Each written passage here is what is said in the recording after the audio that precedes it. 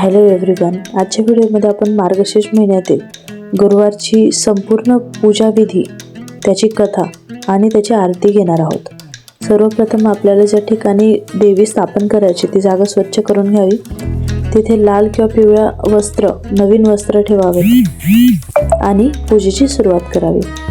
त्यानंतर तांदूळ ठेवून त्याच्यावरती कलश ठेवायचा आपल्याला, त्यामुळे जास्त तांदूळ घ्यायचं. कलशावरती स्वस्तिक काढायचं. स्वस्तिक काढल्याच्या नंतर त्याच्या बाजूने 5 बोटं ही हळदी आणि कुंकवाची द्यायची.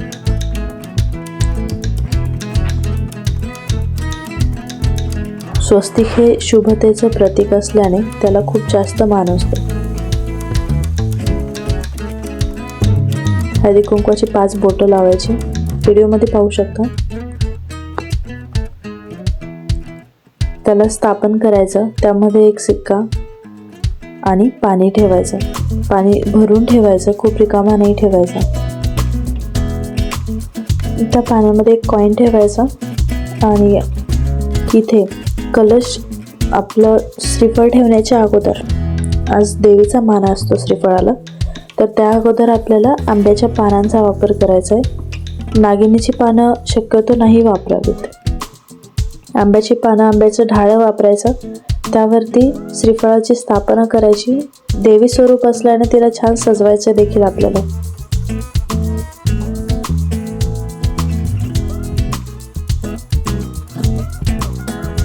मुख्य कलश मध्यस्थानी स्थापन करायचा. त्याच्या शेजारी गणपतींचा मान असतो. माझ्याकडे या ठिकाणी श्रीयंत्र आहे, श्री लक्ष्मी यंत्र, तर त्याची स्थापना मी केली आहे. पुस्तकाचीही पूजा या ठिकाणी करायची आहे. देवीला छान साज घालायचा आहे, गळ्यातलं घालायचं मंगळसूत्र, छान हळदी कुंकवाचा मान द्यायचा, वेणी घालायची डोक्यावरती, छान तिला साज शृंगार करायचा. आज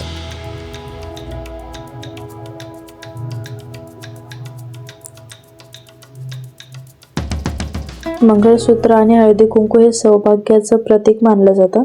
त्यामुळे सुवासिनी महिला ज्या असतील त्यांना मंगळसूत्र हे खूप जास्त महत्त्वाचं असतं. मांगल्याचं प्रतीक असतं ते.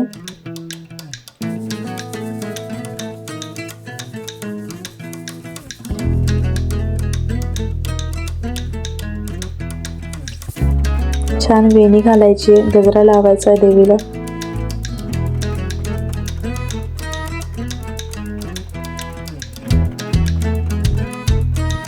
त्यानंतर या ठिकाणी आपल्याला फळांचा मान द्यायचा आहे. तर त्यासाठी मी इथे नागिनीची पानं वापरलं. त्यावर आता 5 प्रकारची फळं ठेवणार आहे. फळं ठेवताना लक्षात ठेवायचं की त्याची जी देठाची बाजू असते ती देवाच्या बाजूला असावी आणि त्याचा शेंडा आपल्या बाजूला.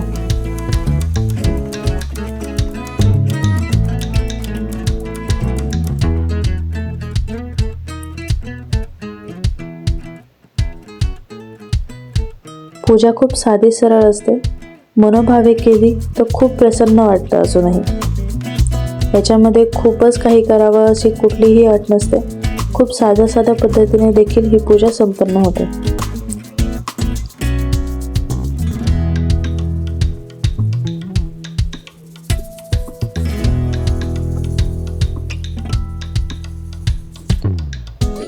या ठिकाणी दिवा लावायचा आहे. दिव्याच्या अगोदर लक्षात ठेवायचं की त्याखाली थोडंसं तांदूळ टाकायचं आहे आणि त्यानंतर त्यावरती दिवा ठेवायचा आहे. सर्व देवतांना आणि फळांना छान फुलं अर्पण करायची आहेत. छान पद्धतीने पाट सजवायचा आहे आणि शक्य झालं तर खूप छान अशी पाटाच्या कडेने रांगोळी देखील काढायची. सर्वांना हळदी कुंकवाचा छान मान द्यायचा आहे.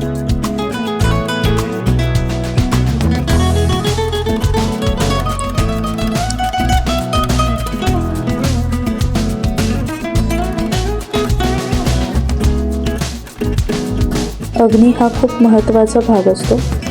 जर अग्नी असेल तरच आपण केलेली पूजा सार्थक झाली असे म्हणता येईल. कारण अग्नी हे असं तत्व आहे की जे एकाकडून दुसऱ्याकडे प्रवाहित सहज होतं. त्यामुळे आपली जी श्रद्धा आहे ती देवापर्यंत पोहोचवण्याचं सर्वात महत्त्वाचं कार्य ही ज्योत करत असते, दिवा करत असतो. दिवा, अगरबत्ती, धूप हे करत असतात. आता आपण श्री लक्ष्मी महात्म्य व्रतकथांचं वाचन करणार आहोत. एक कथा आहे आपल्याकडे जी खूप काळापासून प्रचलित आहे. ती कथा आपण आज वाचणार आहोत. श्री महालक्ष्मी देवीची कहाणी. श्री गणेशाय नमः. श्री महालक्ष्मी देवे नमः. ओम श्रीं क्लूं ओम धनद धनदेहि मां. ओम धनदाय नमस्तुभ्यं निधि पद्माधिपाय च भवन्तु तत्प्रसादन्नाय धनधान्यादि संपदा. मन लावून ऐकावी, ध्यानात ठेवावी. श्री लक्ष्मी देवीची कहाणी. द्वापार युगाची अधिष्ठात्री, सौराष्ट्र देशाची मोहिनी श्री महालक्ष्मी देवी. आटपाट नगर होतं. नगराचा एक राजा होता. त्याचे नाव होते भद्रश्रवा. तो दयाळू, शूर व प्रजादक्ष होता. देवा ब्राह्मणांना, साधू संतांना सुखवित होता, आनंद देत होता. राजाच्या राणीचं नाव सुरतचंद्रिका होतं. नाव चांगलं, पण स्वभाव अहंकार. मागील जन्मी ती एका वैश्याची पत्नी होती. तिचं नवऱ्याशी भांडणानं वैतागली. रागाने घराबाहेर पडली. चालत होते अनवाणी रानातून. तिला दिसल्या सुवासिनी. त्या करीत होत्या लक्ष्मीचे व्रत. तिने पाहिलं. त्यांच्याबरोबर तिनेही व्रत केलं. दुःख विसरली, दारिद्र्य गेलं, परिस्थिती सुधारली. देवीची भक्ती फळाला आली. कालांतराने ती मरण पावली. पुढे तिचा पुनर्जन्म झाला. स्त्रीचा जन्म पुन्हा मिळाला, पण भाग्य उजळलं. भद्रश्रवा राजाशी तिचा विवाह झाला. ऐश्वर्यात लोळू लागली. गर्वानं ती फुगली. गरिबांना विसरली. तोरा ताठ्यानं फुगली. दासींवर रागवली. एकदा काय झालं, देवीच्या मनात आलं, राणीला आपण भेटावं, मागच्या जन्मीची आठवण द्यावी, ओळखते की नाही हे बघावं. राणी राजवाड्यात सुखाने राहत होती. राजाही कौतुक करीत होता. तिचे लाड पुरली. त्या दोघांना पुढे 7 पुत्र, 1 कन्या झाली. कन्येचं नाव होतं शांबरा. एके दिवशी काय झालं, देवी म्हातारीचं रूप घेतलं. फाटके वस्त्र नेसली, माथे मळवट फासला, हाती काठी घेतली. काठी टेकीत राणीला भेटायला आली. तिने आरोळी दिली. आहे का कुणी घरात? कुणी घास देईल का? दासी बाहेर आली. म्हातारी दारात दिसली. तिने विचारलं, कोण ग तू? आलीस कोठून? काय काम काढलं? तुझं नाव काय? गाव काय? तुला काय हवंय? मधून खोकत हळू आवाजात म्हातारी सांगू लागली, माझं नाव कमला. द्वारकेहून आले ग राणीला भेटायला. कुठे आहे ग राणी? दासी म्हणाली, राणीसाहेब महालात आहेत, सगळ्यांशी गप्पा मारतात. त्यांना सांगितलं तर माझ्यावर रागवतील. तुला ग त्या कशा भेटणार? काय तुझा हा अवतार? तुला पाहून माझ्यावर ओरडतील, उनदुनं बोलतील. त्यांच्या सख्याही तुला असतील. तू जरा आडोशाला बेस. मैत्रिणी गेल्या म्हणजे मी सांगते त्यांना. म्हातारी रागवली, मनोमन संतापली. तुझी राणी पैशाला भाळली, माणुसकी विसरली, दारिद्र्य नेली. आज झाली आहे राणी, पण देवीला विसरली. माझ्यामुळेच ना. मी तिला व्रत सांगितलं देवीचं, तिने ते केलं. आता राणीपदावर बसली. देवीची आठवणही राहिली नाही. गर्व झालाय संपत्तीचा, पैशाची धुंद आली आहे. गोरगरिबांची पर्वा नाही. थोरा मोठ्यांच्या मुली त्या झाल्या मैत्रिणी. म्हातारी गरिबां भिकारी. तिला कोण विचारतं? पण याचं फळ तिला भोगावंच लागेल. तेव्हाच तिचे डोळे उघडतील. जाते मी. दासी घाबरली. तिनं म्हातारीला पाणी दिलं. हात जोडून म्हणाली, हे व्रत मला सांगाल? मी ते नेमाने करेन. उठणार नाही, मातणार नाही, घेतला वसा टाकणार नाही, दिलेला शब्द मोडणार नाही. त्या दासीला व्रताचा वसा सांगितला. म्हातारी उठली, काठी टेकीत निघाली. तोच माडीवरून राणीची कन्या शांबाला धावत आली. ती कळवळून म्हणाली, आजी रागवू नका, चुकली माझी आई. तिच्या वतीने मी क्षमा मागते. कृपा करा, दिलेला शाप मागे घ्या, पाया पडते तुमच्या. म्हातारीला मुलीची दया आली. म्हातारीने क्षणभर त्या मुलीकडे पाहिलं आणि तिला लक्ष्मी व्रताचा वसा सांगितला. मुलीचा निरोप घेऊन ती म्हातारी निघणार. तोच राणी माडीवरून आली. दाराची येत तर म्हातारी दिसली. राणी ओरडली, ए थेरडे, कशाला गालीस? जा इथून. उठ म्हणते ना, जातेस की नाही? दुसरं घर नाही दिसलं तुला? म्हातारीने संतापाने गरागरा डोळे फिरवले. कपाळावर आठ्या पसरल्या. ती तडक घराबाहेर पडली. दासीने लक्ष्मी व्रत केलं. तिची स्थिती सुधारली. दासी पण गेल्या. संसार सुखाचा झाला. पुढे मार्गशीर्ष महिना आला. पहिल्या गुरुवारी शांबालेने लक्ष्मी व्रतास सुरुवात केली. तिचे सगळे नेमधर्म पाळले. 4 गुरुवारी तिने लक्ष्मी व्रत केला. शेवटच्या गुरुवारी यथासांग उद्यापन केला. सिद्धेश्वर राजाचा पुत्र मालाधार, त्याच्याशी शांबालेचा विवाह झाला. राजवैभवात शांबालेला राजवैभव मिळालं. हा होता लक्ष्मी व्रताचा प्रभाव. सुखासमाधाने संसार चालू होता. भद्रश्रवा व सुरतचंद्रिका राणीचे मात्र भाग्य फिरले. शत्रूने राज्यावर चाल केली. भद्रश्रवाचे राज्य लुबाडले.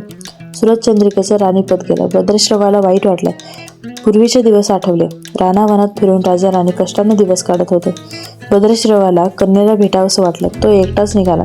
चालून चालून नमला. नदी काठावर विश्रांतीसाठी थांबला. नदीकडे येताना राणीच्या दासीने भद्रश्रवाला पाहिलं. घाईघाईने ते राजवाड्यात गेले. राजाला सांगितलं, मालाधारानं माणसं पाठवली आणायला. रथ पाठवला. सासऱ्यांना घरी आणलं. सन्मानानं नवी वस्त्र, कंठीहार दिला.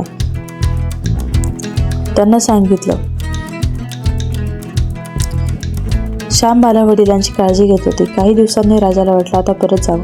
जावयास तसं त्यांनी सांगितलं. मुलीचा निरोप घेतला.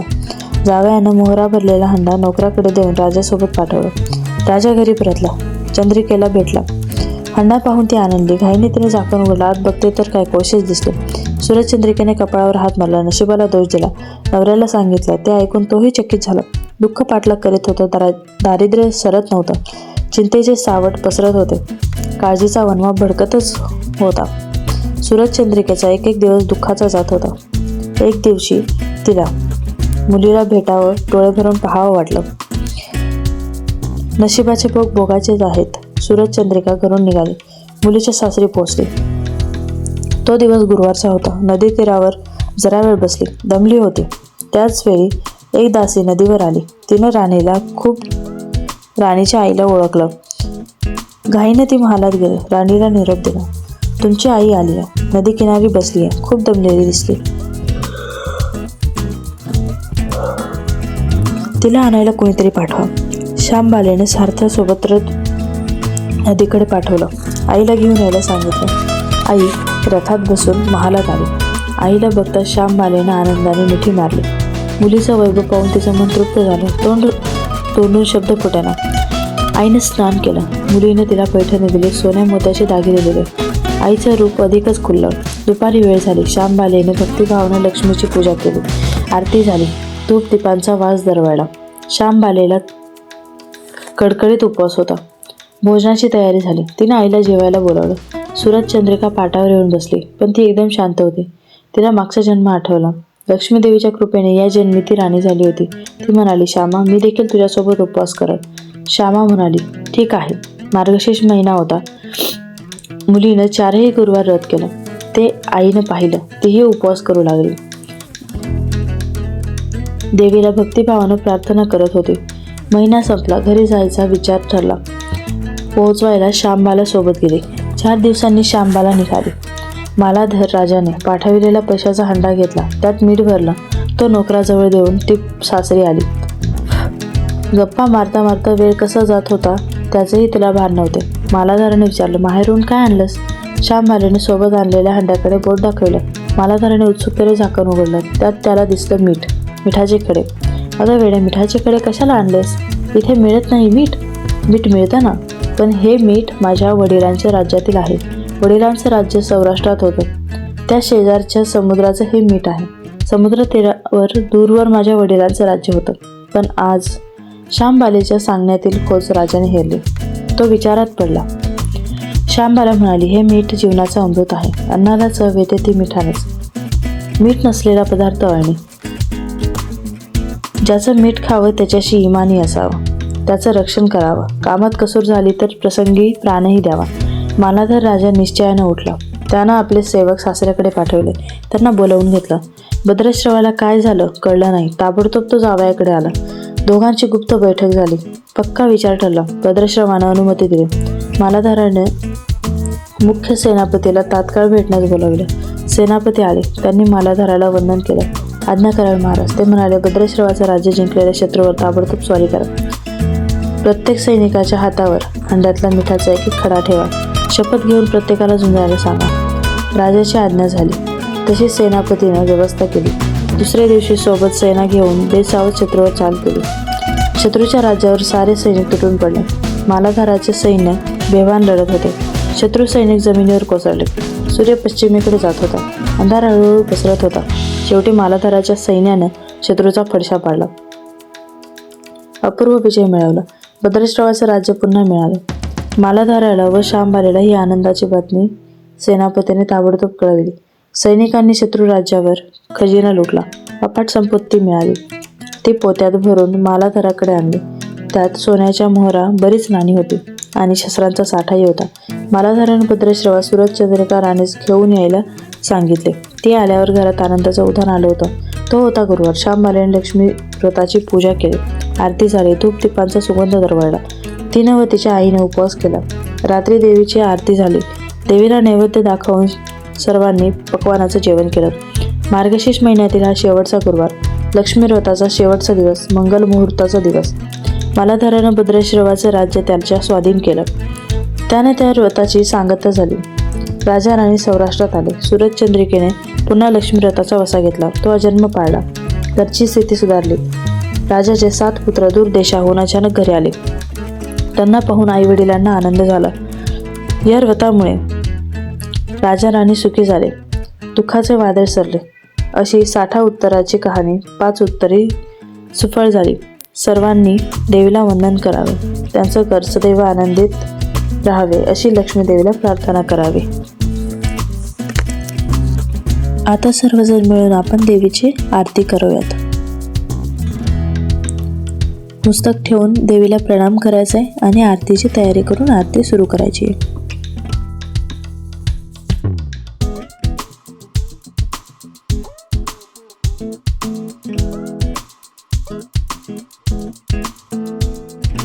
आरती श्री लक्ष्मी देवीची. ओवाळू आरती जय लक्ष्मी माता, प्रसन्न वदने प्रसन्न होशी तारसी तू भक्ता.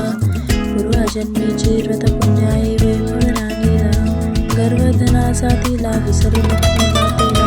अपमानाने शांतीला मनाने दरिद्रता, प्रसन्न वदने प्रसन्न होशी तारसी तू भक्ता. प्रसन्न वदने प्रसन्न होशी तारसी तू भक्ता.